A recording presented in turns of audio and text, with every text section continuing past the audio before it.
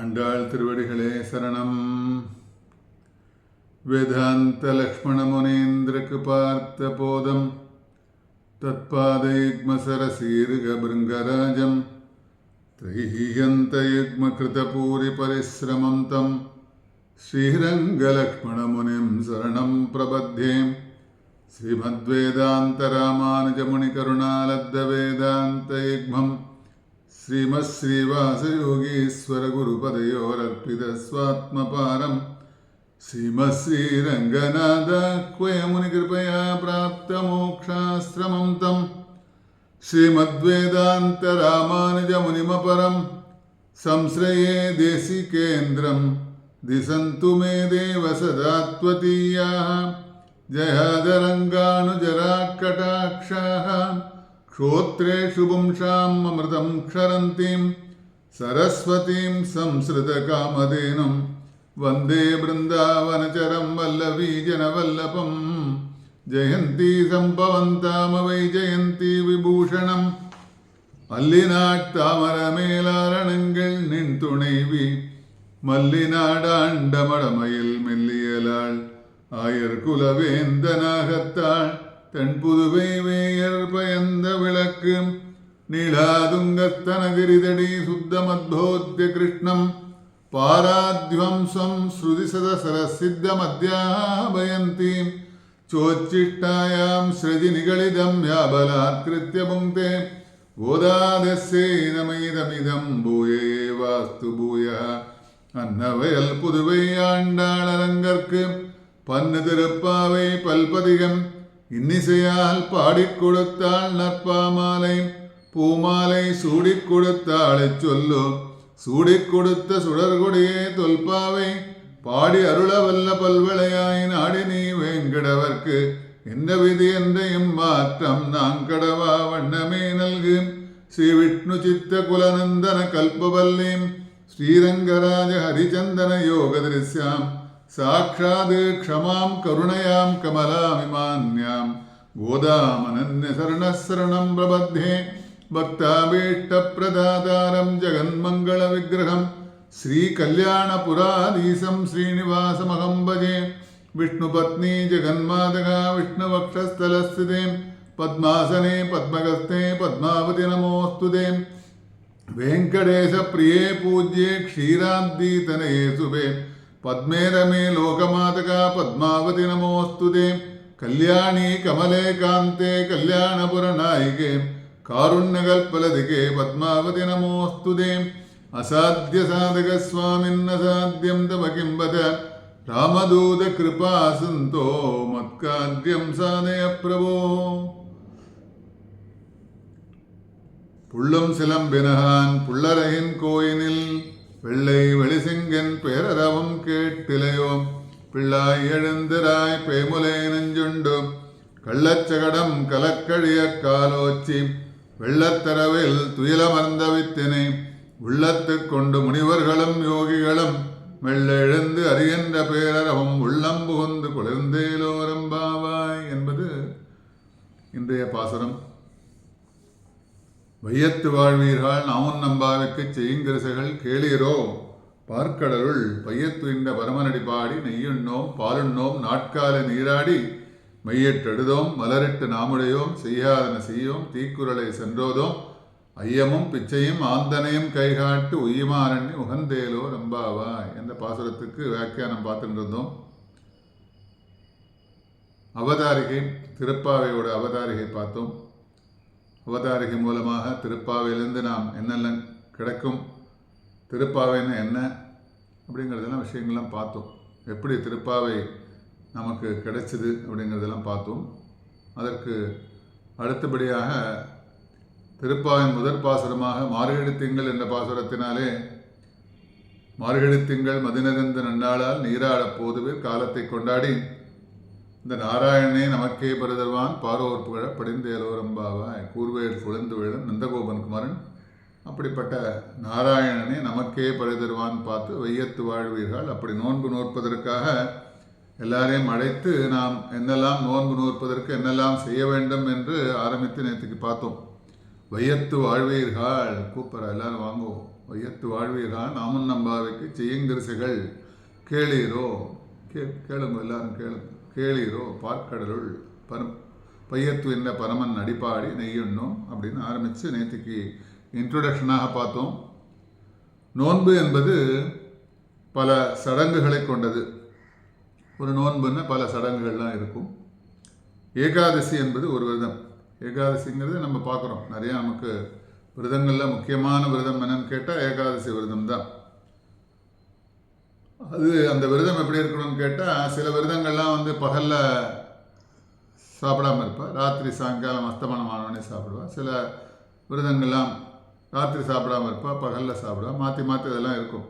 ஆனால் ஏகாதசியில் எப்படின்னு கேட்டால், அது பகலிலும் இரவிலும் உணவு உண்ணாமல் பகவத்கீர்த்தனம் செய்ய வேண்டும். ராத்திரி பகலாக சாப்பிடக்கூடாது, உணவு அருந்தக்கூடாது. உணவு அருந்தாமல் பகவத்கீர்த்தனம் செய்ய வேண்டும். என்ன சாப்பிட்டா என்ன ஆகும்?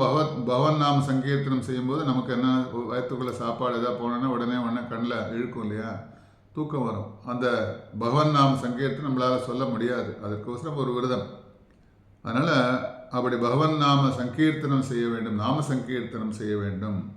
அதுபோல் இந்த நோன்பில் என்ன பண்ணணும்னு கேட்டால், நெய்யண்ணோம் என்று உண்ணாமலும் பரமனடிப்பாடி என்று பகவத்கீர்த்தனம் சொல்லப்படுகிறது. இந்த பாசுரத்தில் நெய்யண்ணோம், பாலண்ணோம், நாட்கால நீராடி அதெல்லாம் சாப்பிட மாட்டோம், விரதம் இருப்போம்.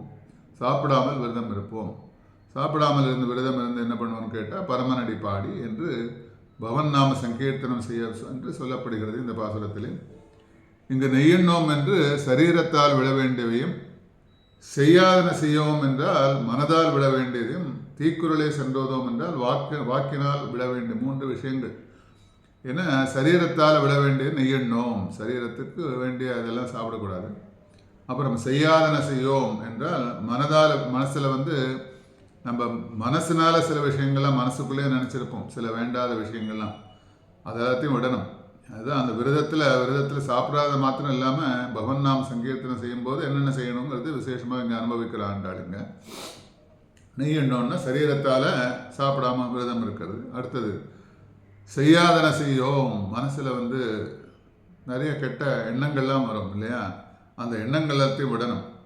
அப்படி செஞ்சால் அதை விட வேண்டியது. தீக்குறளை சென்று ஓதோம். தீக்குறள்னா கோழி சொல்கிறதுன்னு நம்ம தமிழில் சொல்லுவோம்.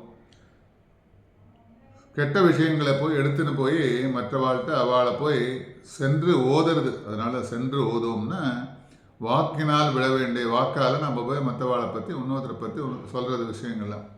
வம்பு பேசுகிறதும் சொல்லுவோம் இல்லையா, நம்ம வில்லேஜிலலாம் பார்க்குறோம். வம்பு பேசுகிறா, எல்லோரும் உட்காந்து என்னடா திண்ணையில் உட்காந்து வம்பு பேசுகிறியான்னு கேட்போம்.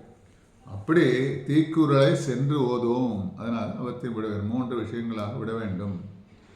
வையத்து என்று இங்கு சொல்வதற்கு இங்கு ஆண்டாள் பூலோகத்தில் சிறப்பை மிகைப்படுத்தி கூறுகிறாளாம். ஏன்னா வையம்னா இந்த பூலோகத்தில் இருக்கக்கூடிய அந்த சிறப்பு. அங்கே ஆயர்பாடி சிறப்பு சொன்ன மாதிரி இங்கே ஆண்டாள் வந்து பூலோகத்தின் சிறப்பை சொல்லுகிறாள். இங்கே ஆழ்வார்கள் என்ன பண்ணான்னு கேட்டால், இனிப்பிறவி ஆண் வேண்டேன், அதனால் பிறவி வேண்டேன் என்று இவ்வுலகம் பிறப்பை இருக்கிற ஆழ்வார்கள்லாம் இப்பிறவி வேண்டாம், எனக்கு இந்த பிறவி வேண்டாம், பூலோகம் வேண்டாம், எல்லாம் வேண்டாம் சொல்கிறாங்க ஆழ்வார்கள்லாம். ஆனால் இங்கே பார்த்தா ஆண்டாள் என்ன பண்ணுறான்னு கேட்டால், இந்த பூலகத்தை துதிக்கின்றாள். இதன் கருத்து என்னன்னு கேட்டால், திவ்யதேசங்களில் இங்கே பல திவ்யதேசங்கள்லாம் இங்கே உள்ளன. பாவம் செய்தாலும் ஆலயங்களை தரிசித்த மாத்திரத்தில் இவை விலகின்றன. அதனால் நிறையா பாவங்கள்லாம் நம்ம தெரிஞ்சோ தெரியாமலோ செய்கிறோம். ஸோ அதெல்லாம் ஆலயங்களில் போய் பெருமாளை திவ்யதேச பெருமான்கள்லாம் போய் சேவித்தா, அந்த அர்ச்சாவதார ரூபையாக இருக்கிற பெருமாளை நம்ம சேவிக்கும் போது என்னாகன்னு கேட்டால், நம்ம தரிசித்த மாத்திரத்தில் இந்த பாவங்கள்லாம் விளங்குங்க. அதனால தான் கோயிலுக்கு போகிறத பற்றி சொல்ல, நிறைய கோயிலுக்கு போகும்போது பெருமாள்லாம் சேவிங்கும் சொல்ல காரணம் என்னன்னு கேட்டால், நாம் செய்த பாவங்கள்லாம் போகும், விலகக்கூடும், அதனால் சொல்கிறான். அதனால் சில பேர் பெருமாள் சேவைக்கு போக முடியல, கோயிலுக்கு போக முடியலன்னா கூட ஆற்றுல இருக்கிற பெருமானும் சாலக்கிராம மூர்த்தியாக எழுந்தல் இருக்கிறார் இல்லையா, அவளும் அர்ச்சாவதார மூர்த்தி தான். அதனால் அவர்களை நம்ம துதி செய்தாலும் அவர்களை வணங்கினாலும் அவர்களை தரிசித்த மாத்திரத்தில் நமக்கும் பாவம் விளங்குகின்றன. அதனால் கோயிலுக்கு போக வேண்டாம்னு சொல்லலை. கோயிலுக்கு போக முடியாதவாளுக்கு ஆல்டர்னேட்டிவ் சொல்லியிருக்கிறது. ஏன்னா எல்லாத்துக்குமே ஒரு ஆல்டர்னேட்டிவ் இருக்கும் இல்லையா. ராமாயணம் 24,000 ஸ்லோகம் முடியலைன்னா அதுக்கு ஏதோ ஒரு ஆல்டர்னேட்டிவ் சொல்லியிருக்கேன். அந்த மாதிரி ஒன்னொன்றுக்கும் ஒரு ஏதோ ஒரு ஆல்டர்னேட்டிவ் எப்படியாவது ஏதாவது அந்த மாத்திரத்தில் அந்த விஷயத்தை நம்ம கற்றுக்கணும் சொல்லணுங்கிறதுக்கோசரம் பெரியவாழ்லாம் அனுபவம் அது. அதனால் அர்ச்சையில் உள்ள பகவானை திருமுடி ஆரம்பித்து திருவடி வரையில் தரிசனம் செய்தால் பாவங்கள். கோயிலுக்கு போகிறோம், கோயிலுக்கு போயிட்டு என்ன பண்ணுறோம், பெருமாளை நம்ம சேவிக்கிறோமோ இல்லை, பெருமாளை என்ன சேவிக்கணும், எப்படி சேவிக்கணும், போய் கண்ண மூடின்னு நிற்கக்கூடாது. கண்ண மூடின்னு நம்ம பிரார்த்தனை பண்ணுறதோடு இல்லாமல் பெருமாளை எங்கேன்னு ஆரம்பிக்கணும்னா திருமுடியிலேருந்து ஆரம்பிக்கணும். அவனோட திருமடியிலேருந்து ஆரம்பித்து அப்படி திருவடி வரைக்கும் ஒரு இடமா அப்படி நல்லா சேவிக்கணும். சேவிக்கும்போது தரிசனம் செய்யும்போது நமக்கு உள்ள பாவங்கள்லாம் விலகி போகும். அதனால் விலகம் என்று சொன்னதில் இந்த இடத்தில் வையம் தானே, இந்த வையத்தில் தானே நம்ம அதெல்லாம் சேவிக்க முடியும், பெருமாளை சேவிக்க முடியும், அர்ச்சாவதாரத்தை சேவிக்க முடியும். அதனால் எம்பெருமானே ஜனங்களை நீ படைக்கிறாய், அனுபவிக்க முடியாத கட்டங்களையும் அவர்களுக்கு கொடுக்கிறார். பெருமாள் என்ன பண்ணுறார், எல்லா ஜனங்களையும் படைக்கிறார். என்ன பிரம்மா படைக்கிறார், பெருமாளை படைக்கிறார்னா பெருமாளை சொல்லி தான் படைக்கிறார் பிரம்மா இல்லையா.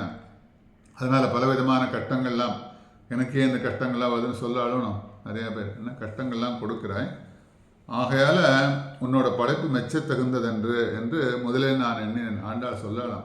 அதனால் முதல்ல நான் பார்த்தேன், நீ எல்லாரையும் படைச்சிட்ட வாழ்க்கை உள்ள கஷ்டங்கள்லாம் கொடுக்குற, அதனால் உன்னோட படைப்பு ரொம்ப மெச்சத்தகுந்தது என்று நான் முதலில் எண்ணினேன். இப்பொழுது உன்னோட கோயிலில் நேரில் உன்னை சேவித்த பிறகு என்ன, கோவிலில் சேவித்தோடனே பெருமாளை சேவிச்சேன்னு சொல்லலாம். அங்கு அழகான உன் திருமேனியும் மற்றுமுள்ள விஷயங்களையும் கண்களாலும் செவிகளாலும் பருகி அந்த அமிர்தசாரத்தில் மூழ்கினேன். கோயிலுக்கு போயிட்டு பெருமாளை சேவிச்சுட்டு திருமுடியிலேருந்து திருவடி வரைக்கும் சேவித்து அவனோட அழகை பார்த்து நான் ரசிக்கும்போது என்ன, அந்த அமிர்தசாரத்தில் மூழ்கினேன். இந்த ஆனந்தம் எப்படி கிட்டும் என்று பட்டத்திரி குருவாயூர் விஷயமாக கூறுகிறாராம். அதனால் பட்டத்திரி சொல்லாருங்க. அதனால் குருவாயூரப்பனை பார்த்து சொல்லும்போது, இப்படி நான் முதல்ல நினச்சேன், உலகத்தை நீ எல்லாரையும் படித்து எல்லாரும் கஷ்டங்கள்லாம் கொடுத்த, ஆனால் அந்த கஷ்டங்கள் எல்லாம் எப்படி விலகி போகும்னு கேட்டால் அவனை திருமுடியிலேருந்து சேவித்து கீழே குருவாயூரப்பா அவனை சேவிக்கிறேன், சேவிக்கும்போது அப்போ என்ன எப்படி சேவிக்கிறேன்னு கேட்டால் கண்களால் சேவிக்கிறேன். அந்த மற்றுமுள்ள விஷயங்கள் எல்லாத்தையும் கண்களால் நாம் அனுபவிக்கிறோம். அப்படி குருவாயூரப்பனை அனுபவிக்கும் போது அந்த அமிர்த ரசத்தை பருகி அந்த சாரத்தில் மூழ்கி போயிட்டேன். அதனால் எனக்கு கஷ்டங்கள்லாம் தெரியல, பாவங்கள்லாம் விலகி போச்சு. அதனால் என்ன பட்டத்தில் விசேஷமாக அங்கே ஸ்ரீமன் நாராயணத்தில் அனுபவிக்கிறார் விசேஷமாக. அப்படி அந்த வைகுண்டத்தில் வசிப்பது சிறைக்கு சமமாகுங்கிறார். வைகுண்டத்தில் போய் இருக்கிறது என்னன்னு கேட்டால், ஒரு சிறையில் இருக்கிற மாதிரி உள்ளுக்குள்ளே, ஒரு சிறையில் எப்படி இருப்பான் அவளுக்குள்ளே சில பழக்கங்கள்லாம் உள்ளுக்குள்ளே அடைச்சி கிடைப்போம் இல்லையா. அது மாதிரி வைகுண்டத்திலும் சிறைக்கு சமமாகும்.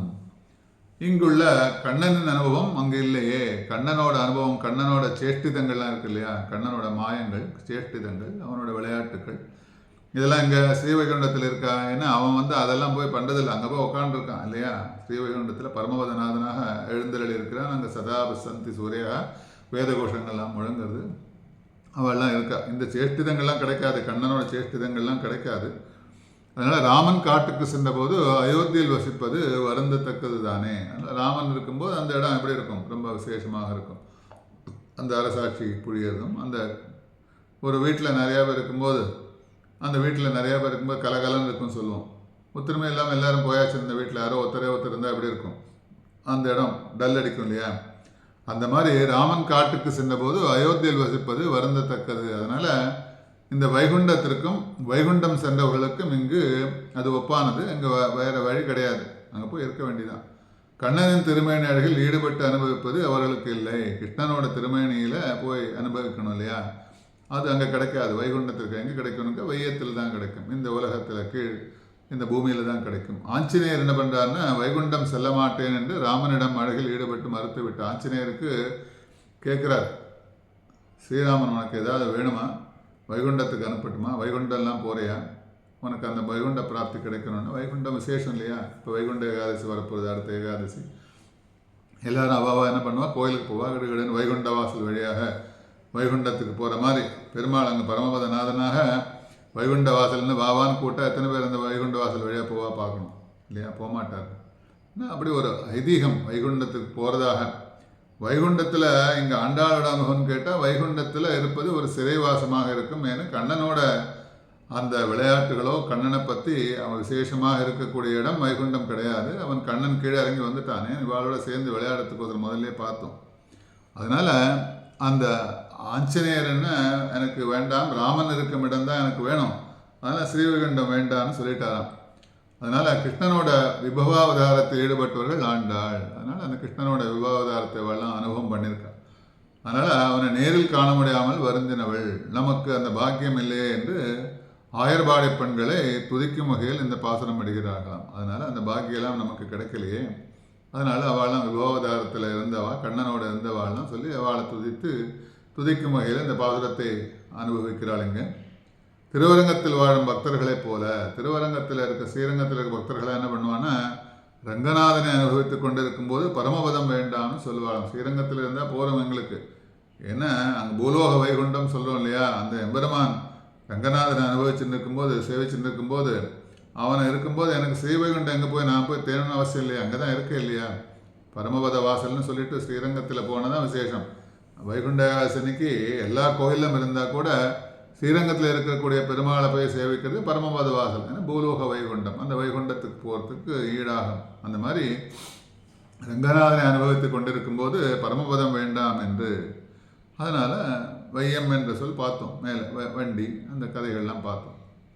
அப்புறம் வையத்து வாழ்வீர்கள் நாமுன்னம் பாவைக்கு, முன்பு எம்பெருமானோட செயலை சொன்னாள், இப்பொழுது தங்களது செயல்களை சொல்கிறார். அதனால் வையத்து வாழ்வீர்கள் நாமுன்னம் பாவைக்கு, நாம் பகவானை சேவிக்க 10 அடி நடந்து சென்றான்னா அவன் நம்ம அனுகிரகம் செய்ய 90 அடி வருவானாம். அதனால் சொல்லுவோம் இல்லையா, அதனால் நீ பெருமாளை சேவிக்கணும்னு கிளம்பி போனேன்னா அது முயற்சி நம்ம எடுக்கணும். எப்படின்னா எந்த காரியம் செய்யணும்னா ஒரு முயற்சி எடுத்தான்னா அதுக்கு அனுகூலங்கள்லாம் கிடைக்கும். நம்ம அப்படியே உட்காந்து தானே நடக்கும்னா அது நடக்காது. ஏன்னா அது பார்க்கலாம், நீங்கள் பெருமாளை சேவிக்கணும், நம்ம கோயிலுக்கு போகணுன்னு வாசலில் போய் கிளம்பினா பாக்கி அழிச்சுன்னு போவோம். நம்ம பெருமாளை சேவிக்க வேண்டாம், கோயிலுக்கு போக வேண்டாம், எதுவும் பண்ண வேண்டாம், ஆற்றுலேயே கண்ண முடிந்து வேறு செயல்கள்லாம் பார்த்துட்டு, கையில் இப்போல்லாம் நிறைய தொலைபேசியெல்லாம் இருக்குது இல்லையா, அதில் பார்த்துட்டே உட்காந்துருந்தோன்னே அது நடக்காது. அதனால் 10 அடி நடக்கணும், போகணுன்னா பெருமாளை சேவிக்கணும். பின்னாடி 90 அடி அப்படி அழிச்சுன்னு போவானா, பாக்கி 100 அடி சொல்லுவோம் இல்லையா, 100 அடியில் நம்ம அனுகிரகம் பண்ணுறதுக்கோசரம் 90 அடி நடந்து வருவானாம். அப்படி நாமும் நம் பாவைக்கு, நம் பாவைன்னு பகவான் பாகவதர்கள் இவர்களின் சமிருத்திக்காக செய்யப்படுகிறது. நம் பாவை பகவானையும் அவளை சேர்ந்தவர்களையும் அழிப்பதற்காக இந்திரஜித்தால் செய்யப்பட்ட அந்த ஹோமம் இருக்கும் இல்லையா, அந்த அவன் ஜெயிக்கிறதுக்கோசரம் செஞ்ச ஹோமம் இல்லைக்கா, நுகும்பலைங்கிற ஹோமம் போலான்றது கிடையாது. அதனால் எம்பெருமானின் குணங்களில் காதால் கேட்பதாக அர்த்தம். இந்த இடத்துல புருஷார்த்தம். பத்ரம் கர்ணேமி சொல்லா இல்லையா, செல்வத்துக்கு செல்வம் செவிச்செல்வம், காதால் கேட்கணும். பத்ரம் கர்ணேமி, செவிக்குணவு இல்லாத போது சிறிது வயிற்றுக்கு ஈயப்படும். அதனால் தமிழில் நிறையா சொல்லுவோம் இல்லையா, வாக்கெல்லாம் வள்ளுவரோட வாக்கு, செவிக்கு உணவு இல்லாத போது சிறிது வயிற்றுக்கு ஈயப்படும். செவிக்கு உணவு இல்லாத பொழுது அடுத்தது வயிற்றுக்கு பசிக்கு ஏதாவது கொடுக்கப்படும். அதனால் கண், காது, மூக்கு முதல்ல பார்த்தோம். மாத்திரத்தில் ஏன்னா கண்ணால் பார்க்குறோம், காதால் கேட்குறோம், மூக்கு இவைகளால் உணர்கின்றோம். அதனால் பகவான் இரட்டைகளாக படைத்தான். அதனால் என்ன பார்த்தா கண்ணு என்ன ஒன்று போராது. அதனால் கண் 2 கண், அப்புறம் காது 2 காது, மூக்கு 2 துவாரங்கள். அதனால் எதற்குன்னா அவனோட கதைகளை கேட்க காது ஒன்று போதாது. அதனால் அவனோட கதைகள்லாம் கேட்கணுன்னா நமக்கு காது போராது, ஒரு காது போராது. அதனால் தரிசிப்பதற்கு ஒரு கண்ணு போராது. அதனால் அவனை துளசிய முகர துவாரம் 2 வேண்டும் என்று படைத்திருக்கிறான். அதனால் அது படைத்ததற்கு காரணம் அப்படி அனுபவம் வந்து சிரவணம் கீர்த்தனம் விஷ்ணு என்று காது கொடுத்து கேட்பதுதான் முக்கியம் என்பது புராணம் கூறுகிறது. சொல்லுவோம் இல்லையா, சிரவணம் கீர்த்தனம் விஷ்ணோஹோ என்று காது கொடுத்து கேட்கணும், சிரவணம் பண்ணணும். இப்போ எல்லோரும் உபன்யாசங்கள்லாம் கேட்குறதுல காதால் கேட்குறோம் இல்லையா. அதனால் ஒரு உபன்யாசங்களோ ஒரு சங்கீத கச்சேரிகளோ ஏதோ சொற்பொழிவுகளோ எதுவாக இருந்தாலும் காதால் சிரவணம் பண்ணுறோம் இல்லையா. அதனால் எம்பெருமானுடைய சரித்திரங்களை சொல்பவர்களை காட்டிலும் அதை கேட்பவர்களுக்கு தான் ஆனந்தம் அதிகம். இப்போ நாங்கள்லாம் யாரோ சொல்லின்னு இருக்கோம், உபன்யாசங்கள்லாம் பண்ணுறா, எல்லோரும் பெரியவாழ்லாம் உபன்யாசங்கள்லாம் பண்ணுறா. பெருமாளோட விசேஷமான குணங்கள்லாம் இப்போ திருப்பாவை சொல்கிறதுக்கு காரணம் என்னன்னு கேட்டால், காலம்புரை எழுந்துட்டு பகவானோட கல்யாண குணங்களை நம்ம வாயால் கொஞ்சம் சொல்லணும். இல்லையா? ஏதோ ரெக்கார்டு பண்ணுறதுக்கோசரம்லாம் பண்ணதில்லை. காலம்பரை இருந்துட்டு அவா கொஞ்ச நேரம் பெருமாளை பற்றி நினைக்கிறதுக்கோசரம் ஒரு அவகாசம் கிடைக்கிறது நாங்கள்லாம் சொல்லும்போது. அதனால் அப்படி சொல்லும்போது அவள் சொல்லதை விட கேட்கிறவா இருக்கா இல்லையா, அவளுக்கு தான் ஆனந்தம் அதிகமாகும். இப்போ எப்படி சொல்லுவோங்கிறது தெரியாது. அதனால் பின்னாடி பார்த்தா அவள் கேட்குறா இல்லையா, உட்காந்து கேட்குறா. சில பேருக்கு எப்படி அது அனுபவம்னு அவளுக்கு தெரியுமா, அப்படிப்பட்ட ஆனந்தம் அதிகமாகும். சொல்பவன் கேட்பவர்கள் ஆனந்தம் அடைய வேண்டும் என்று அதிலேயே ஊற்றமுடையவர்களாக நிற்பார்கள். அதனால் இப்போ ஒரு பெரிய பர்ஃபார்மன்ஸ் பண்ணுறான்னு வச்சுக்கோ, எந்த பர்ஃபார்மன்ஸாக இருந்தாலும் ஆடியன்ஸ் வந்து அவள் வந்து அனுபவிக்கணுங்கிறதுக்கோசம் தான் பண்ணுறா இல்லையா, தான் மாத்திரம் உட்காந்து பண்ணுறதுக்கோசரம் பண்ணலை. இப்போ எதுவாக இருந்தாலும் உபன்யாசங்களாக இருக்கட்டும், ஹரிகதைகளாக இருக்கட்டும், சங்கீத கச்சேரிகள், நடனம், லைட் மியூசிக், எந்த விதமான எதுவாக இருந்தாலும் சரி, ஒரு ட்ராமாவாக இருக்கட்டும், அதனால் பார்க்குறோம் என்ன அப்படி அவெல்லாம் மற்றவர்களெல்லாம் கேட்பவர்கள் எல்லாரும் கேட்டு கேட்டு பார்த்து அதை அனுபவம் அடைய வேண்டும், ஆனந்தம் அடைய வேண்டும். அதனால் என்னன்னு கேட்டால் அவள் ரொம்ப அதில் ஊக்கமுடையவர்களாக உள்ளார்கள். அதனால் ஊற்றமுடையவர்களாக நிற்பார்கள். அதனால் கேட்பவர்களோ அப்படி இல்லை. கேட்பவர்கள்லாம் என்னென்ன காதுகளில் விழுந்ததும் அதிலேயே ரசித்து ஆனந்தித்திருப்பார்கள். காதில் விழுந்தவொன்னு கேட்டால் அதில் என்ன அனுபவம் ஜாஸ்தி அவளுக்கு ரொம்ப ஆனந்தமாக இருப்பார்கள்.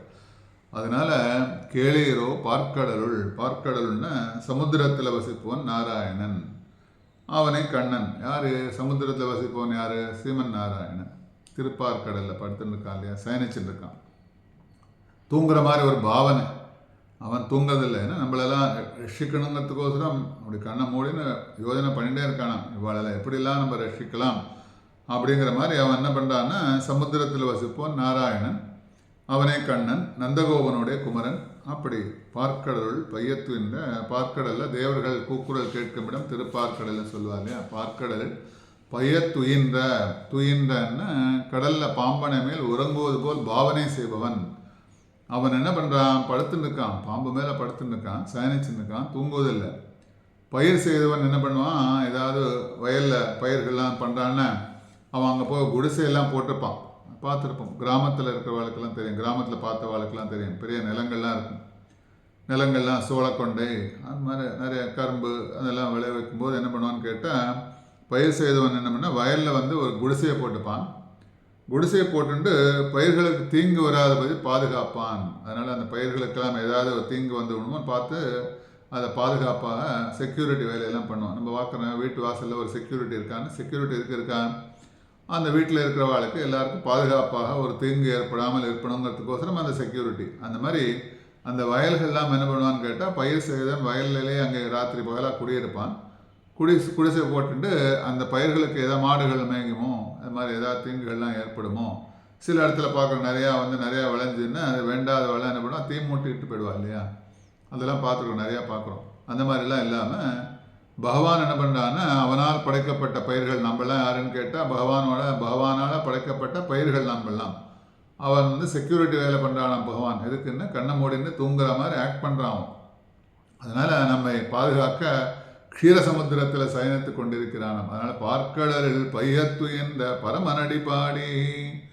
அப்படிப்பட்ட எம்பெருமான் ஒரு சமயம் அமுதனுக்கு பல தடாக்களில் க்ஷீராண்ணத்தை சேவித்து, அமுதனுக்கு திருக்குடனில் இருக்கிற ஆறாமுதன் இல்லையா, அமுதன்னு யாருன்னு திருக்குடனில் எழுந்துள்ள எம்பெருமான் ஆறாமுதன் அமுதனுக்கு அமுது சேவிக்க தொடங்கினாராம்.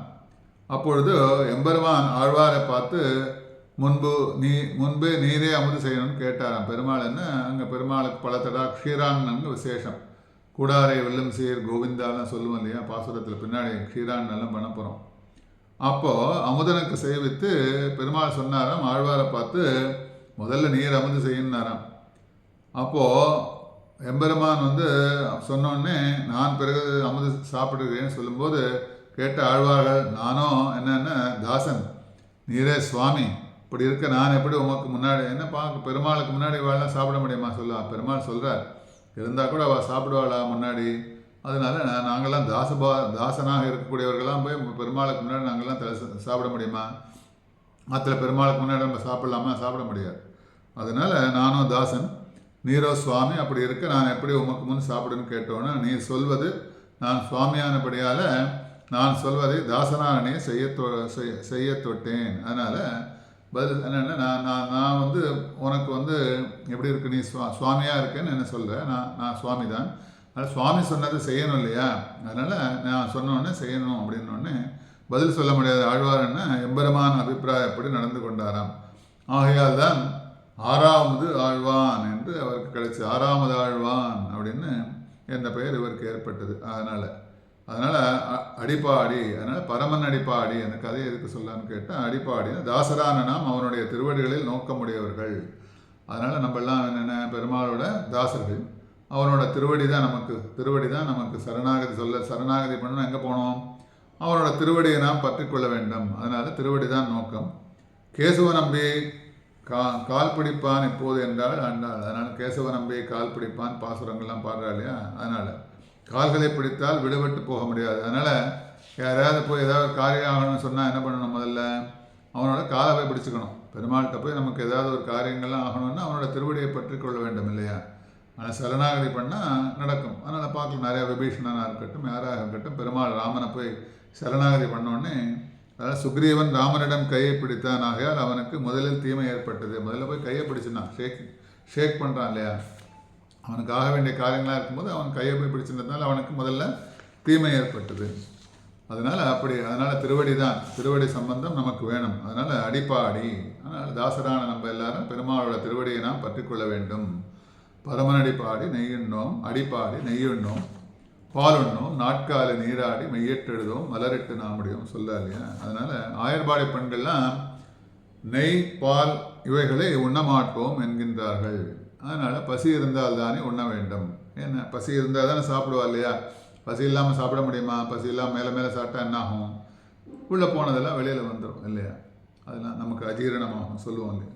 அதனால் ஆயர்பாடி பெண்கள்லாம் என்ன பண்ணுவான்னு கேட்டால், நெய் பால் இவெல்லாம் அருந்த மாட்டார்கள், உண்ண மாட்டோம் என்கிறார்கள். நெய்யுண்ணோம், பாலுண்ணோம், பசி இருந்தால் தானே உண்ண வேண்டுமே. ஏன் பசி இருக்காதுன்னு கேட்டால், கண்ணனை நினச்சி கண்ணனை பற்றி அவனை ஒரு இமேஜினேஷன் பண்ணி கண்ணன் சொன்ன உடனே அவளோட மூஞ்சியெல்லாம் மறந்து போகிறது இல்லையா. அதனால் கண்ணனை பார்க்க போகிறோம், கண்ணனை நினைத்து அவெல்லாம் என்ன ஏங்குகிறார்கள் இல்லையா. அதனால் பசி இருக்காது அவளுக்கு. அதனால் பசி இல்லாமல் உண்ணும் சோறு பருகு நீர் தின்னும் வெற்றிலை எல்லாம் கண்ணன் சொல்கிறார் இல்லையா ஆழ்வார். என்ன சொல்கிறார், உண்ணும் சோறு, நான் சாப்பிட்ற சாப்பாடு என்னன்னு கேட்டால் பருகு நீர் தின்னம் வெற்றிலை எல்லாமே நீந்தான். அதனால் எனக்கு தனியாக அதெல்லாம் வேணும்னு அவசியம் இல்லை, கண்ணனை பார்த்துருந்தாலே போகிறோம் எனக்கு. அதனால் இவர்கள் அருந்தி கொண்டு இருப்பதால் பசி என்பதற்கு வாய்ப்பே கிடையாது. அதெல்லாம் நெய்யுண்ணோம், பாலுண்ணோம், நாட்காலை நீராடி. அதனால் எம்பெருமான திருநாமத்தை சங்கீர்த்தனம் பண்ணிட்டு செய்வதாகிற அமுதத்தை புதித்தவனுக்கு பசி இது தேவையாக இருக்குமா, அது கட்டுச்சாதமாக ஆகிறது. அதனால் எம்பெருமான திருநாமத்தை சங்கீர்த்தனம் யாரெல்லாம் பண்ணுறானோ அவனுக்கு அந்த அப்படிப்பட்ட அமுதத்தை புசித்தவனுக்கு அது எப்படின்னு கேட்டால் கட்டு சாதமாகிறதுங்கிறாலும். அதனால் எவ்வளோ தூரம் சென்றாலும் பசி இல்லை. அதனால் கட்டு சாதம் வச்சுருக்கானே தவிர சாப்பிட முடியல, பசிக்கலை. அதனால் நாட்காலை நீராடி நெய்யுண்ணோம், பாலுண்ணோம், நாட்காலை நீராடின்னா எவன் தினந்தோறும் உஷற்காலத்திலே நீராடுகிறானோ அவனுக்கு உடலில் என்னாகும், அழகு, ஒளி, சுத்தி, புகழ், ஆரோக்கியம் முதலான உண்டாகிறது என்பது சாஸ்திரத்தில் சொல்கிறது.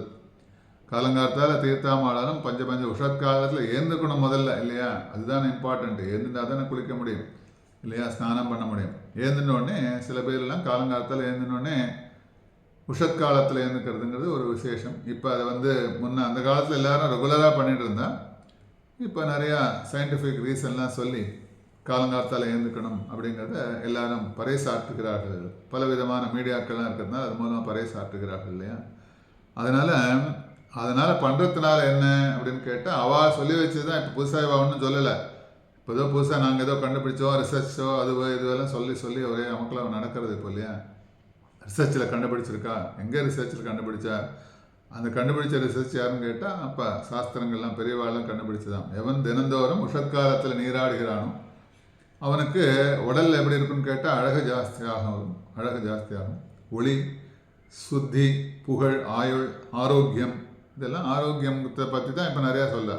இதெல்லாம் நீ பண்ணேன்னா உனக்கு ஆரோக்கியம் நன்றாக இருக்கும் சொல்லி எல்லாருக்கும் வெளியில் தெரியப்படுத்துகிறா இல்லையா? அதுதான் ஆரோக்கியம் முதலேன்னு உண்டாகிறது என்று சாஸ்திரத்தில் சொல்கிறது.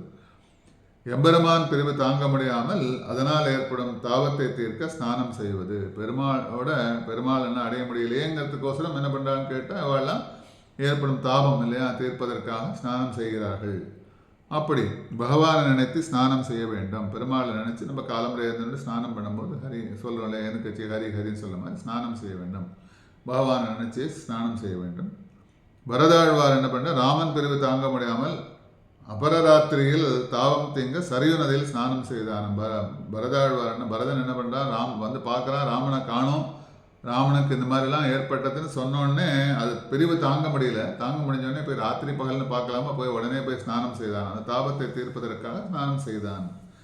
அதனால நாட்காலை நீராடி மையிட்டு எழுதோம் மலரிட்டு நாமுடியோம். மையிட்டு எழுதோம்னு கண்களுக்கு அலங்காரத்திற்காக மையிட வேண்டியதில்லை. கண்களில் மையெல்லாம் எதுக்கு இடுறதுன்னு அந்த காலத்தில், இந்த காலத்தில் மையிடுறாலும் தெரியாது.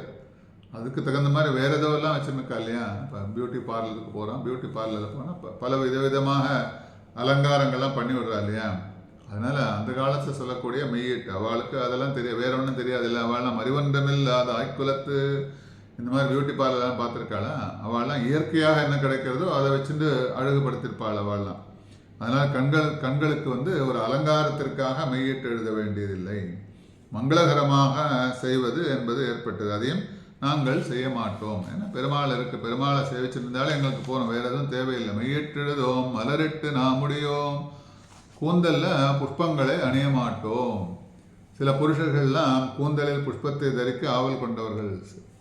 பிறர் பார்த்தால் நகைப்பார் என்றெண்ணி ஒருவருக்கொருவர் தெரியாத வகையில் தலையில் புஷ்பத்தை வைத்து கூந்தலை சில பேர் ஆண்கள்லாம் இருப்பார். நிறையா பேர் பார்க்கணும். சாஸ்திரத்தில் சிகையெல்லாம் வச்சுருக்கிறோம், அவளும் புஷ்பங்கள்லாம் வச்சுக்கணுங்கிறது சாஸ்திரத்தை சொல்லுது. அவளும் வச்சுக்கலாம், தப்பு கிடையாது. ஆனால் என்ன பண்ணுறோம், பெண்கள் தான் பூவெல்லாம் வச்சுக்கணும், மற்றவெல்லாம் பார்த்துட்டு அவள் பரிகாசம் பண்ணுவான்னு சொல்லிட்டு என்ன பண்ணுறோம், அதை தலையில் வச்சுக்கிறது நகைப்பாருன்றன்னு ஒருவருக்கு தெரியாதபடி சில பேர் என்ன பண்ண, அப்படியே சாஸ்திரத்தை சொல்லியிருக்கேன் நம்ம தலையில் பூ வச்சுக்கணும்னு சொல்லிட்டு மற்றவாளுக்கெல்லாம் தெரியாதபடி தலையில் முடிஞ்சுப்பாளாம். தெரியாத வகையில் தலையில் புஷ்பத்தை வைத்து கூந்தலை முடித்துக் கொள்வார்கள். அவ்வாறு நாங்கள் அணிய மாட்டோம். அப்படிலாம் தெரியாதபடி நாங்கள்லாம் பூவெல்லாம் வச்சுக்க மாட்டோம். பெரும்பாலும் பெண்களுக்கு புஷ்பத்தில் அதிக ஆசை உண்டு. ஒரு பெண் தன் தலையில் கையில் புஷ்பம் இருந்தால் என்ன பண்ணுவான்னு கேட்டால், இதெல்லாம் இப்போல்லாம் நிறைய இடத்துல அது நடக்குது. அதெல்லாம் வந்து நல்லேன்னு சொல்ல முடியும். இந்த காலத்தில் நிறைய இடத்துல பார்க்குறோம். ஒரு ஆற்றுக்கு போனால் கூட அவாத்தில் கையில் ஒரு புஷ்பம் இருந்தாலும் அதை கட் பண்ணி ரெண்டாக கட் பண்ணி கொஞ்சம் கொஞ்சம் இருக்கிறவாளுக்கு எல்லாம் கொடுப்பாள். ஏதாவது ஒரு ஃபங்க்ஷனுக்கு போகிறோம், ஒரு கல்யாணத்துக்கு போகிறோம், எது போனாலும் சீமந்தம் போகிறோம், எந்த விதமான சுப காரியங்களுக்கு போனாலுமே அங்கே முதல்ல போனோடனே வாசலில் புஷ்பத்தெல்லாம் கட் பண்ணி எல்லாருக்கும் கொஞ்சம் கொஞ்சம் கொடுப்பாள். ஏதாவது ஒரு பெரிய பூஜைகள்லாம் நடந்தால் கூட அங்கே சாத்தி இருக்கிற புஷ்பங்கள் எல்லாத்தையும் கட் பண்ணி எல்லாரும் கொடுக்குற வழக்கம் உண்டு. அதனால் ஒரு பெண் என்ன பண்ணுவான்னா, தன்னோட கையில் இருக்கிற புஷ்பம் இருந்தால் அருகில் இருக்கும் பெண்களுக்கு கொடுத்து தானம் அணிவார்கள். அதனால் தானம் மாத்திரம் இல்லாமல் அப்படி இதனை செய்யாததால் இந்திராணிக்கு பங்கம் ஏற்பட்டது. அதெல்லாம் பண்ணாதனால அந்த கதையை சொல்கிறாங்க, இந்திராணிக்கு பங்கம் ஏற்பட்டது. அப்படி இருந்தும் இந்த நோம்பிற்காக நாங்கள் புஷ்பங்களை அணிய மாட்டோம். புஷ்பங்கள்லாம் நோன்பு தான், நோன்புங்கிறது விசேஷம் எங்களுக்கு. அதனால் கண்ணனை தவிர கண்ணனை பார்க்கணும், எங்களுக்கு வேறு எதுவும் தேவை கிடையாது. மையிட்டெழுதோம் மலரிட்டு நாமுடையோம் செய்யாதன செய்யோம். அடுத்தது, பெரியவர்கள் எதெல்லாம் செய்ய மாட்டார்களோ அதை நாங்கள் செய்ய மாட்டோம். லிஸ்டெல்லாம் கொடுக்க முடியாது. பெரியவாள்லாம் இதெல்லாம் செய்யக்கூடாதுன்னு சொன்னால் அதை நாங்கள் செய்ய மாட்டோம். ஏன்னா எங்களுக்குன்னு எந்த அறிவும் கிடையாது. நாங்கள்லாம் இதை செய்யக்கூடாதுங்கிறது எங்களுக்கு எதுவுமே கிடையாது. ஆற்றுல வந்து பெரியவாள்லாம் இதை பண்ணாத, காலங்காலத்தால் எழுந்துக்கோ, நிறைய விஷயங்கள்லாம் சொல்ல, காலம்பரை விளக்கேற்று, வாசலில் கோலம் போடு, இதெல்லாம் அவள் சொல்லி வச்சது, பெரியவாள்லாம் சொல்லி வச்சது. இப்போ பார்த்தா அதுக்கு வியாக்கியானங்கள்லாம் நிறைய பேர் இப்போ காலம்பரை எழுந்து விளக்கு வைக்கிறதுனால இத்தனை பலன்கள்லாம் கிடைக்கிறது, கோலம் போடுறதுனால இவ்வளோ பலன்கள்லாம் கிடைக்கிறது, அதெல்லாம் இவாளாக கற்பனை பண்ணி இப்போ நிறையா பேர் லிஸ்டெல்லாம் கொடுக்குறா, பார்க்குறோம் இல்லையா, மீடியாக்களில் பார்க்குறோம். அப்படிலாம் இல்லாமல் பெரியவர்கள் எதெல்லாம் செய்யன்னு சொல்லாலோ அதெல்லாம் செய்வோம், செய்யாதேன்னு சொன்னால் அதெல்லாம் செய்ய மாட்டோம். அதனால் பெரியவர்கள் எதை செய்ய மாட்டார்களோ அதை நாங்கள் செய்ய மாட்டோம். அதெல்லாம் செய்யக்கூடாது, தலை விரிச்சு நிற்கக்கூடாது அப்படின்னு சொல்லியிருக்கா பெரியவாள்லாம். இப்போ இந்த காலத்தில் அதெல்லாம் சாத்தியமா? அதுதான் பண்ணுறா இல்லையா? அதனால் நிறையா சாஸ்திரங்களில் சொல்ல விஷயங்கள் பெரியவாள்லாம் சொல்லி வச்சா அதுக்கு ஒரு காரணத்தோடு தான் சொல்லுவாள். சாஸ்திர ரீதியாக இருக்கக்கூடிய காரியங்கள் எல்லாமே நமக்கு வந்து ஒரு நல்லதுக்காக தான் ஏற்பட்டது. பின்னாடி அதோட சாஸ்திரத்தில் இருக்கிற விஷயங்கள்லாம் நம்ம பார்த்துட்டே போனோன்னு தெரியும். அதில் இருக்கக்கூடிய நன்மைகள்லாம் நமக்கு தெரியும்.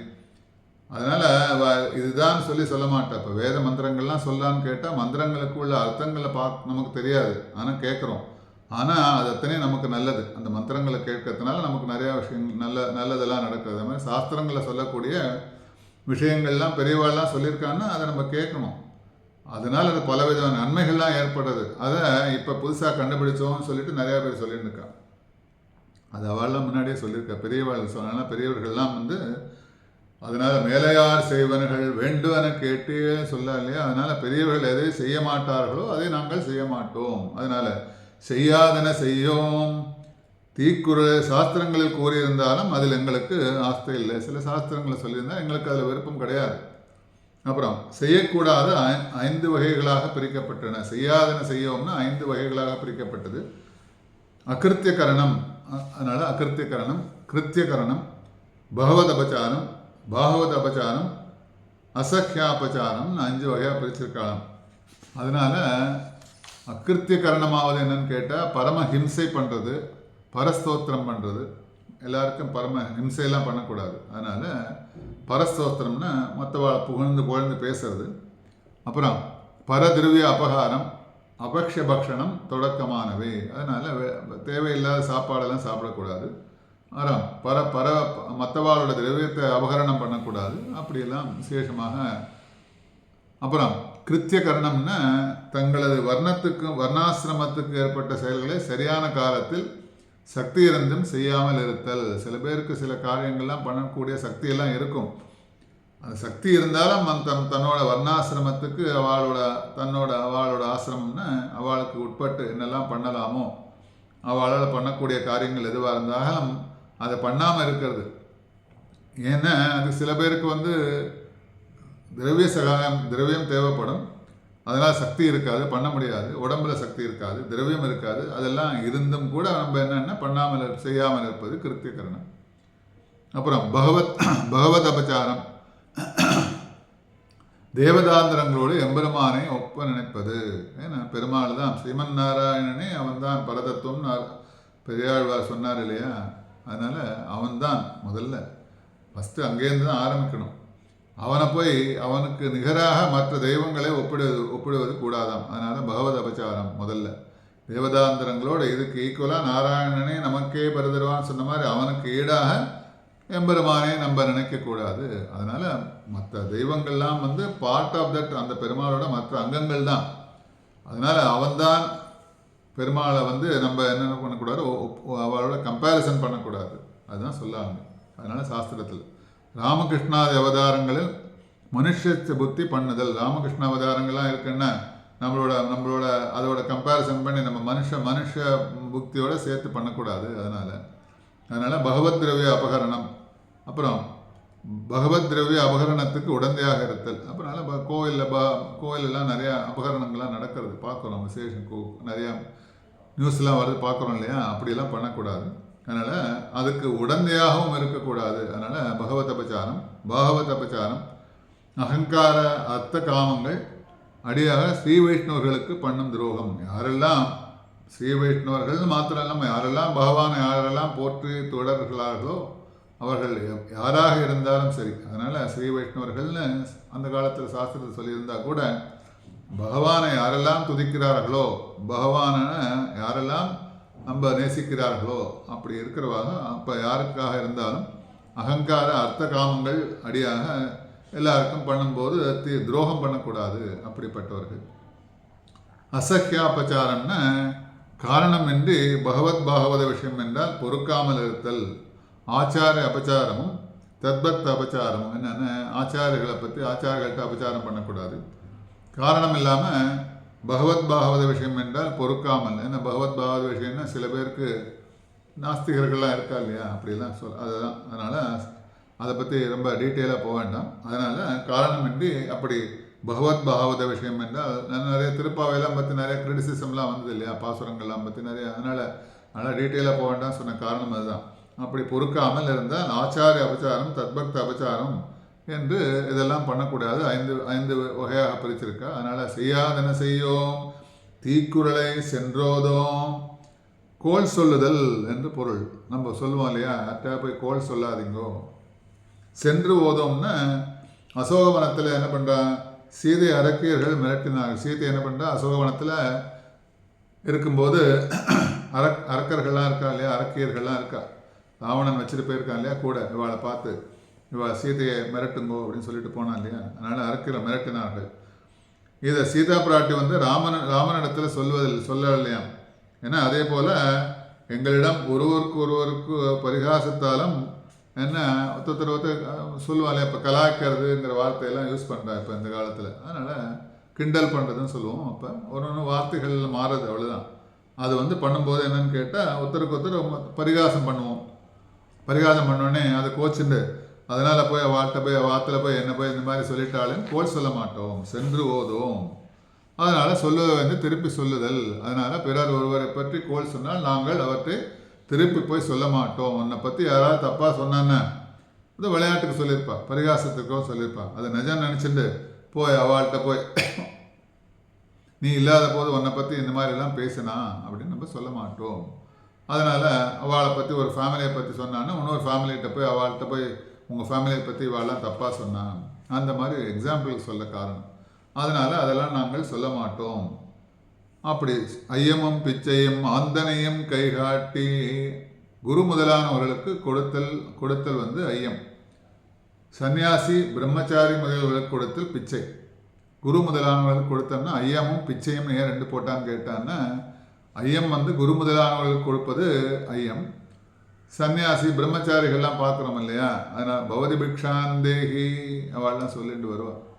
கல்யாணத்து உபநயனம் ஆகும்போதே முதல்ல அம்மாட்ட போய் முதல்ல அந்த ஒரு காரியக்கிரமம் நடக்கும் இல்லையா. அந்த உபநயனம் ஆனோடனே அந்த பையன் பூனல் போட்ட பையன் அம்மாட்ட முதல்ல பிக்ஷை கேட்குறதாக ஐதீகத்தில் பிரம்மச்சாரி பவதி பிக்ஷாந்தேகி சொல்லிட்டு போடுறோம். அதனால் அதில் நிறையாலாம் பார்க்குறோம். விசேஷமாக அங்கே அம்மா முதல்ல அந்த அரிசி போடுறது அந்த பிரக்கிரியெல்லாம் பார்க்குறோம். கேட்பவர்களுக்கு கொடுப்பது பிச்சை, கேட்காமல் நாமே கொடுப்பது ஐயம். கேட்பவர்களுக்கெல்லாம் கொடுப்பது ஒரு பிச்சை போடணும்னா வாசலில் வந்து பிச்சை கேட்குறவாளை கொடுக்கறது, கேட்காமலே நம்ம கொடுக்கறது வந்து ஐயம். இதுதான் வந்து உயர்ந்த தர்மம், கேட்காமலே நம்ம கொடுக்கணும். ஐயமும் பிச்சையும் ஆந்தனையும் கைகாட்டி. அதனால் சரியான தேசத்திலும் சரியான காலத்திலும் சற்பாத்திரத்தில் கொடுக்கப்படும் தானம் கால சிறந்தது. சரியான காலத்தில் கொடுக்கணும், சரியான தேசத்தில் தேவையாக இருக்கும்போதும் தேவையான இடங்கள். இப்போ நிறையா ஃப்ளட்டெல்லாம் நடக்கிறது.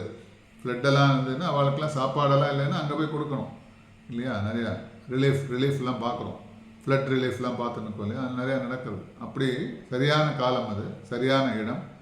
அதனால் சத்பாத்திரம், அதாவது நிஜமாகவே அவளுக்கு தேவையான பாத்திரம் கொடுக்கறதுங்கிறது ஒரு நல்ல விஷயம்.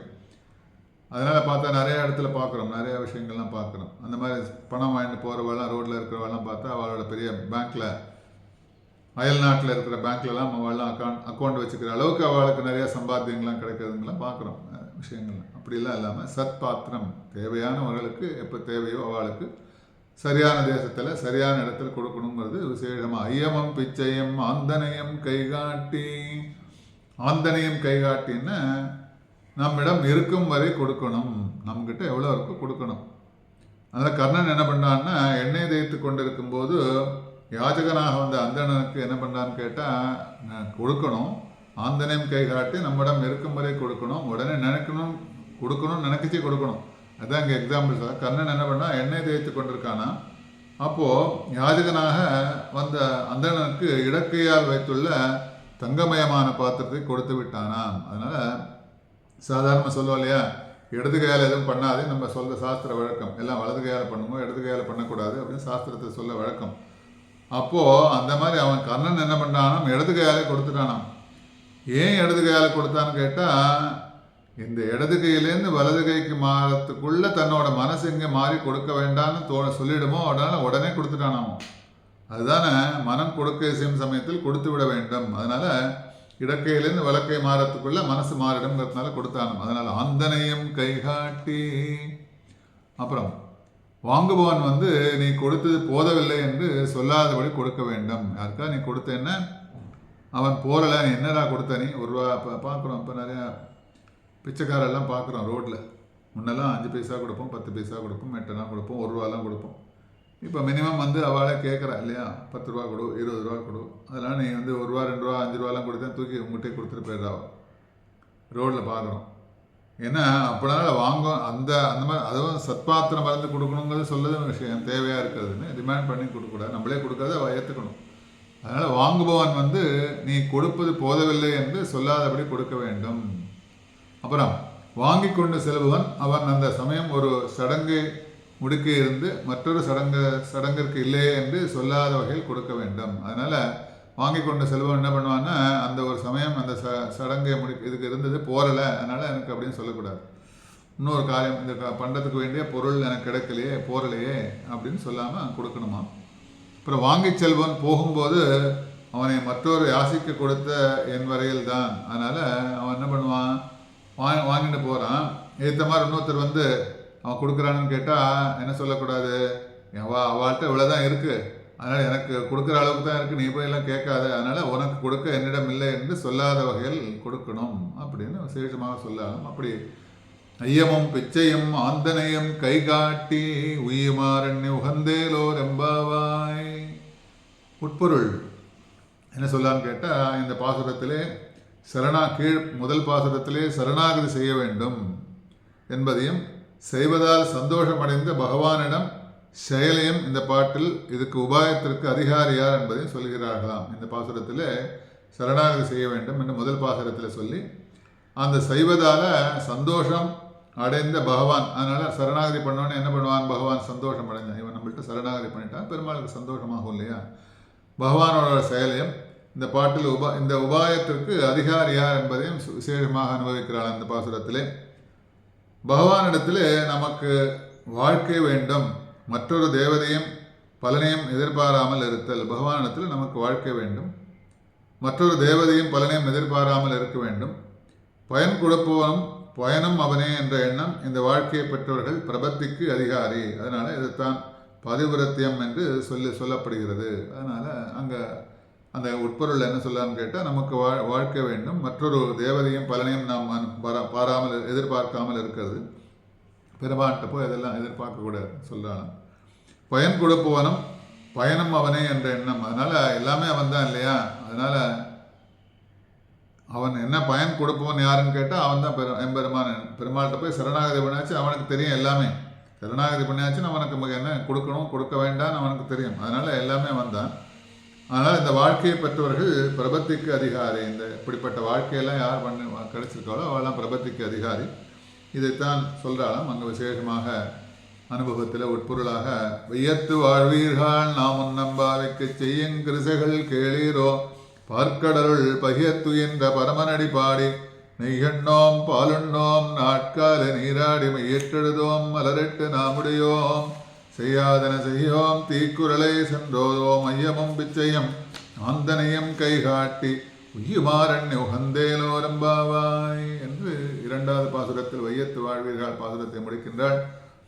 அடுத்ததாக 3வது பாசுரமாக திருவிக்ரம வாமனாவதாரத்தை என்ன முதல்ல பார்த்தோம். திருப்பாவையில் என்னெல்லாம் இருக்குன்னு கேட்கும்போது அந்த தசாவதாரத்தையும் அனுபவம் பண்ணுகிறாள் ஆண்டாள் என்று பார்த்தோம். அதில் முதலாக இங்கே திருவிக்ரமாவதாரம், அப்புறம் வாமனாவதாரம், திருவிக்ரமாவதாரம் 2 அவதாரத்தையும் இங்கே இந்த பாசுரத்தில் அனுபவம்.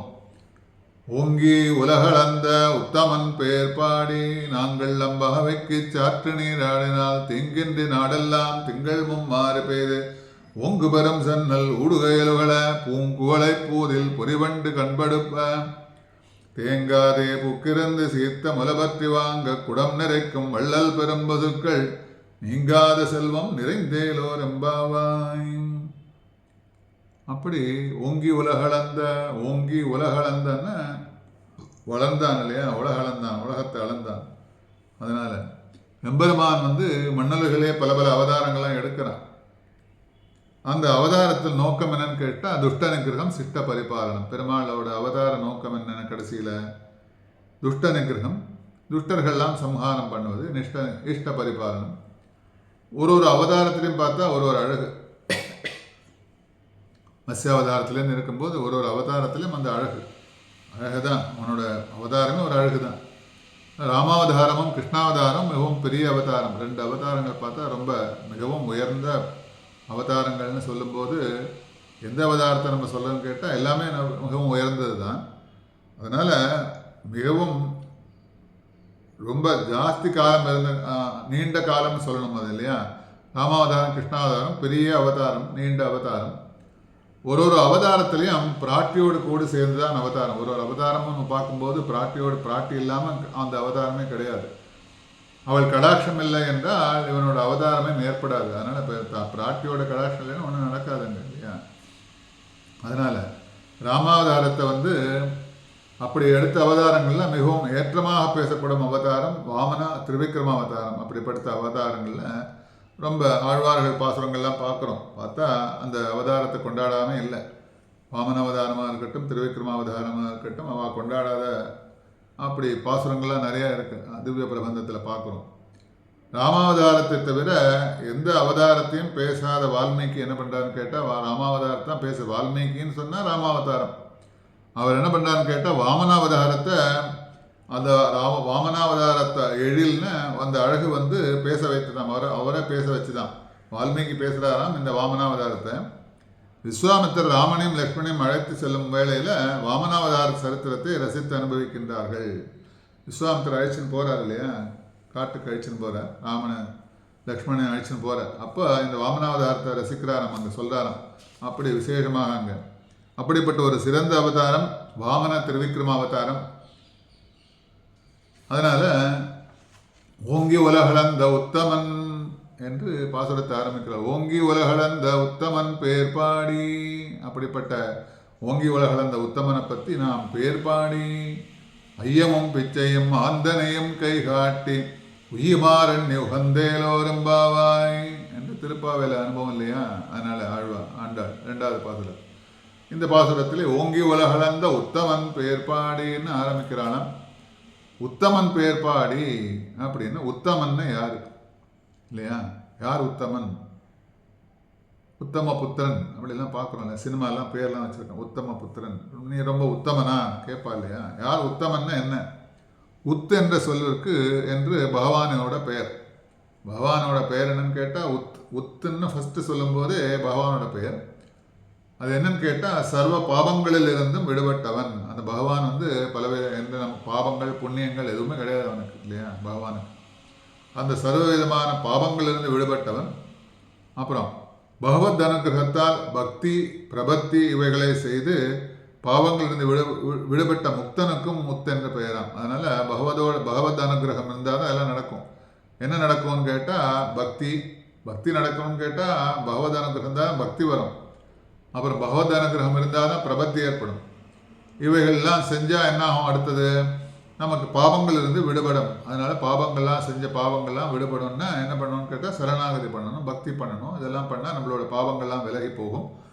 அதனால் அப்படிப்பட்ட பக்தி பிரபத்தி இவைகளை செய்து பாவங்களிலிருந்து விடுபடுவதற்கு முக்து என்று உத் என்ற பெயரும் உண்டு. முக்தனுக்கு உத் என்ற பெயர். அப்படிப்பட்ட நம்மளுக்கும் உத் என்ற பெயரும் உண்டான். நித்தியர்கள் யாரா? உத்தர்கள். பகவான் உத்தமன். ஆகவே அவன் புருஷோத்தமன் ஆகிறான். அப்படி ஓங்கி உலகளந்த உத்தமன் பேர் பாடி.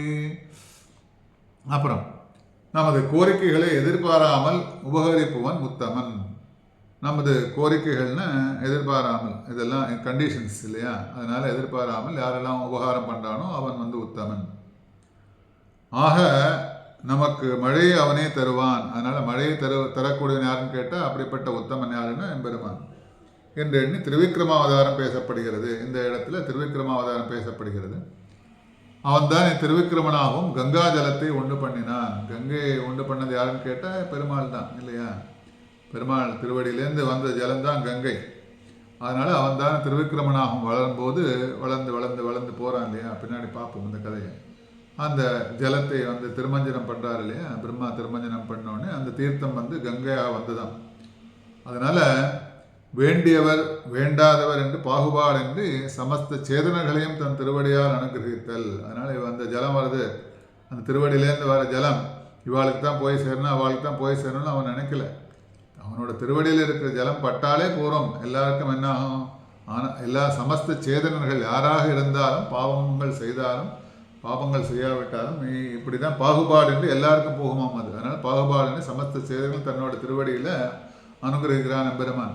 எல்லாருமே சேவிக்கணும் இல்லையா? எல்லாரும் இவாள் தான் சேவிக்கணும் அவள் தான் சேவிக்கணுங்கெல்லாம் கிடையாது. சமஸ்த சேத்தனர்கள்னா எல்லாரும் அவனோட திருநாமத்தை சொன்னால் நமக்கு பகைவர்கள் சுக்கிருதர்கள் என்ற பாகுபாடு இல்லாமல், அதனால் நமக்கு பகைவர்கள் இவர்களெல்லாம் வேண்டியவர்கள் வேண்டாதவர்கள் அப்படிலாம் இல்லாமல் பாகுபாடு இல்லாமல் லோகா சமஸ்தா சுகினோ பவந்து என்ற வகையில் என்னென்ன எல்லா இடங்களிலும் மழை முதலியவற்றை கொடுக்கிறான். அதனால் மழையெல்லாம் பெய்யும்போது அந்த மழையை உண்டு பண்ணுவான் யாருன்னு கேட்டால் எம்பெருமான் பெருமாள் தான் மழையை உண்டு பண்ணுகிறார். அந்த மழையை கொடுக்கும்போது இவாளுக்கெல்லாம் கொடுக்கலாம், இவாளுக்கெல்லாம் கொடுக்கக்கூடாது, இவாளெல்லாம் வேண்டியவா, இவாளெல்லாம் வேண்டாதவா, இவாளெல்லாம் பகைவர்கள் அப்படிலாம் நினைக்கிறது இல்லையா? அந்த மழை பொழிஞ்சதுன்னா எல்லா இடத்துக்கும் எல்லாருக்கும் பெய்யும் மழைன்னு சொல்ல இல்லையா? அதனால் அப்படி எல்லாருக்கும் அந்த மழை எல்லாருக்கும் அதில் ஷேர் உண்டு, அதை அனுபவிக்க முடியும்.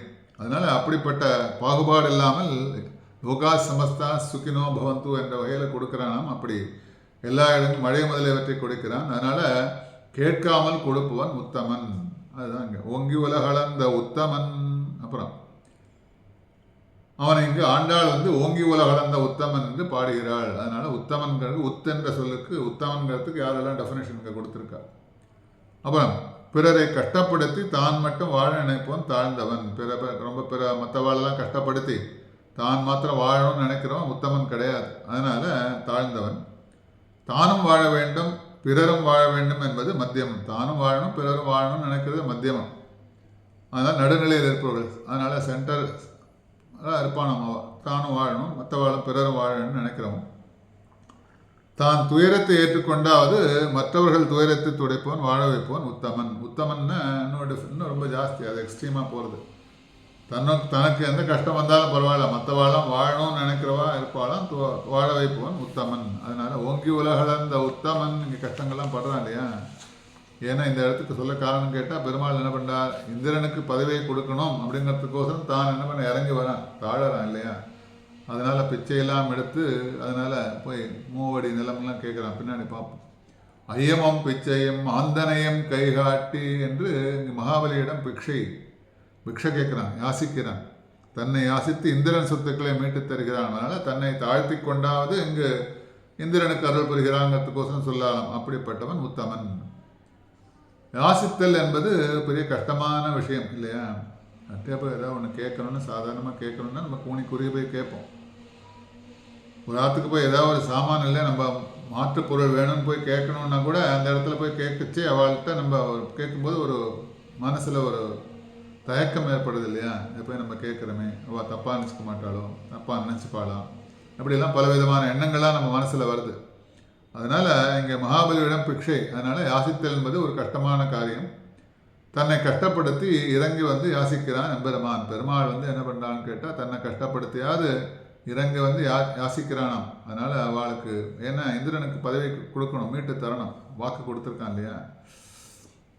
இங்கு எவ்வாறு பலி பிறருடைய பொருளை அபகரித்து வேள்வி செய்தானோ அவ்வாறு நாம் பகவானின் பொருளான ஆத்மா என்பதை அபகரித்திருக்கிறோம். அதனால் பலி என்னென்னா பிறர் பொருளெல்லாம் அபகரித்து வேள்வி யாகங்கள்லாம் பண்ணானோ நாம் பகவானின் பொருளான ஆத்மா என்பதை அபகரித்திருக்கிறோம். அதை என்ன பண்ணணும்னு கேட்டால் சரணாகதி என்னும் யாகத்தை நாமும் செய்தால் பகவான் நேராக சேவை சாதிப்பான். நம்ம சரணாகதி பண்ணோன்னே அபகரிச்சிருக்கிறத என்ன பண்ணணும்னு கேட்டால் சரணாகதி பண்ணணும். அப்படிப்பட்ட நம்ம ஆத்மாங்கிறது நமக்கு அபகரித்து வந்திருக்கோம். நம்ம அதை எப்படி திருப்பி மீட்கணும்னு கேட்டான்னா கொடுக்கணும்னு கேட்டால் சரணாகதிங்கிற யாகத்தை பண்ணணும்.